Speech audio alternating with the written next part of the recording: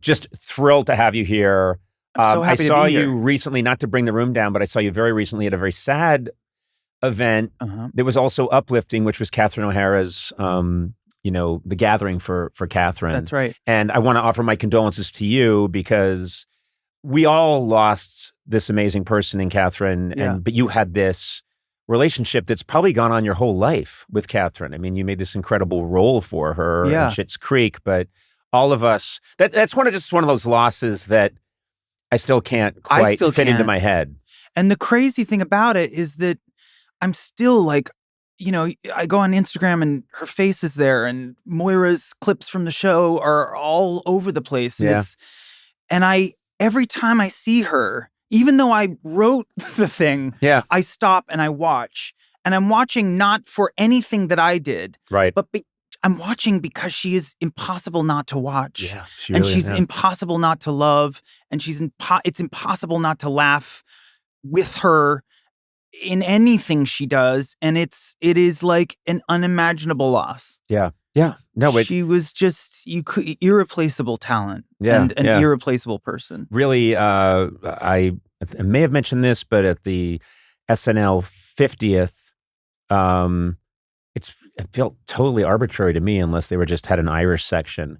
But I showed up and they gave me my seat and I sit down and then there's an empty seat next to me and then who's assigned there? But it's Catherine O'Hara and I had the time of my life with her. She's the greatest company. Yes, she's the greatest seatmate. Yeah. She's the greatest dinner companion. Yeah. She was the greatest conversationalist. Yeah. She was endlessly curious and humble and deeply, deeply funny. Also, she had this way of instantly, again, I don't know if this is because I'm part of that sick Irish tribe, but she had this way of immediately becoming like an older sister to me. So I'm sitting next to her and we're going back and forth and bullshitting in between sketches. And then finally at the end of the show, Paul McCartney comes out. It's like a surprise, but he comes out to sing like the end of Abbey Road. And I just next to Catherine went, ugh. And she said, what? And I said, this guy's never good. And Catherine like punched me. She was like, oh, shut up, I'm like, I know her, but I didn't know her well enough to get punched by her, but yes, I did. That's also a stunning Catherine O'Hara impersonation. Yeah. She had a very sort of, there was a throatiness to her that was so gruff at times. Yeah. And yet she played like Lola Heatherton and Moira Rose and had this like unbelievable elegance and yet sometimes could just be like, oh gosh. Suddenly lose her words. She also knew when something was not funny. Yes. Hence your Paul McCartney joke. Yeah. I just wanted to be She knew when to bring it back to reality. I wanted to be the one person who ever said that when Paul McCartney came out. I thought there's no one's ever done it. I'm going to do it. I'm sure that was the reaction you were looking for. Yeah, exactly. Let's go out on a limb with this Paul McCartney joke and see how it reacts. I wanted to, Catherine. I wanted to get punched by Catherine O'Hara, and my dream came true. But this segues nicely into something that has always puzzled me. And at the event for Catherine, the former Prime Minister Trudeau was there. That's right. And he, at one point, I find myself talking to him after the ceremony, and I just said, why? Why are Canadians? What is it? Is it in the water? What is it about? And I know it's a question that's been around. For a second, I thought you asked him why he was there. Yeah. And why? And also, again, I don't know if that would fly with. I don't know. Maybe I did. So when I saw him go, ugh, and someone next to me said, "What's the problem?" And I said, "He's never good." No, I asked him, "What is it about?" So many of my comedy heroes, I grew up watching your dad, Joe Flaherty, Catherine O'Hara. I mean, Marty Short, the whole crew. I watched them on SCTV, and I was a religious devotee of how smart and funny and great. What a brilliant show that was. Well, I also try to get younger people to understand there's so much smart, cutting-edge stuff that can come from any angle at you now. It just didn't exist then. And SNL was great and monolithic, but SCTV shows up shortly afterwards, and it is more like the internet comedy of today. Right. It was maybe 50 years. That felt like it was 50 years ahead of its time, and I just fell in love with it. And I was, and then working in comedy, I've just every time I work with Canadians, and they're so fast and funny.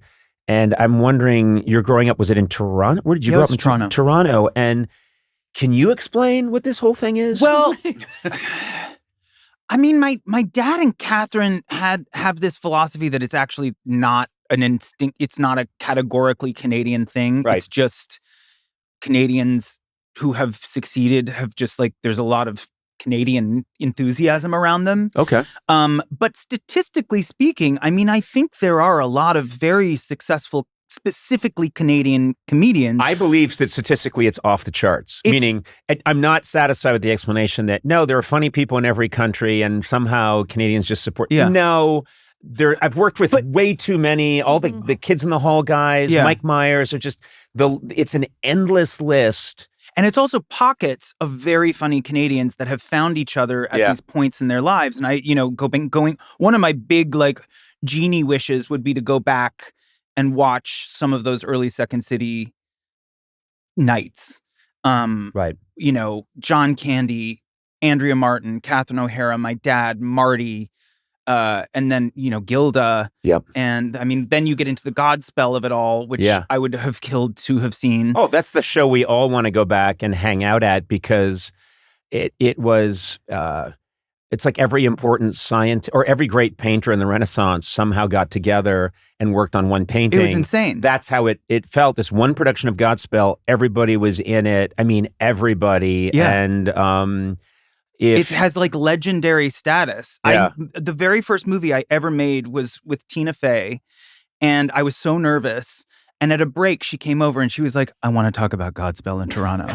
And instantly, I was set at ease. Yeah.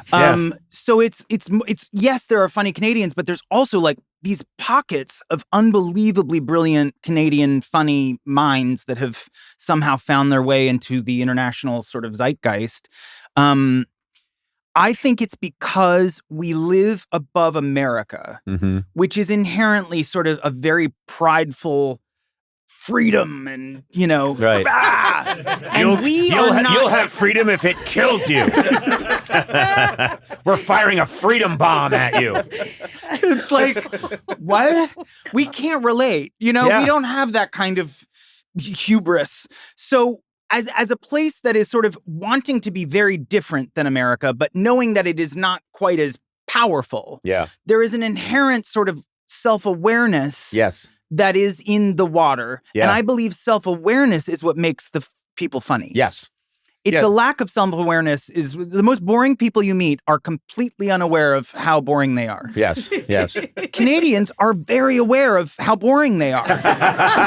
And that's what makes it funny. Do you know what I mean? Yes. No, that's it. I don't believe that. We know what's going on and we can talk about it.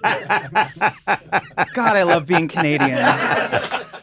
It's sounding pretty good right now. I want to be Canadian. Yeah. I'm clutching that passport. My wife and I got invited, I'm sure, to that lake area where everyone has their little cottages. Yeah, and Muskokas. Yeah. And sitting on a dock and watching a boat pull up, and Catherine jumped out of the boat with her husband, Beau, and your dad's there, and people, like, the cast of SCTV is jumping out of a boat to sit with me on a dock while Marty pours us drinks, and I left my body. I left my body. You're drinking probably a rum and ting. Yes, rum and ting. And of course, I remember it was like 2:00 in the afternoon, and Marty's like, "Time for rum and ting." Yeah. And I noticed he shouts about everything. Of course. "Conan, my boy, rum and ting." And then a boat pulls up. All my heroes are on one boat. They all get out. We're sitting on the dock. I leave my body, and I'm looking at myself thinking, that guy's hot. No. God, the sun has done wonders.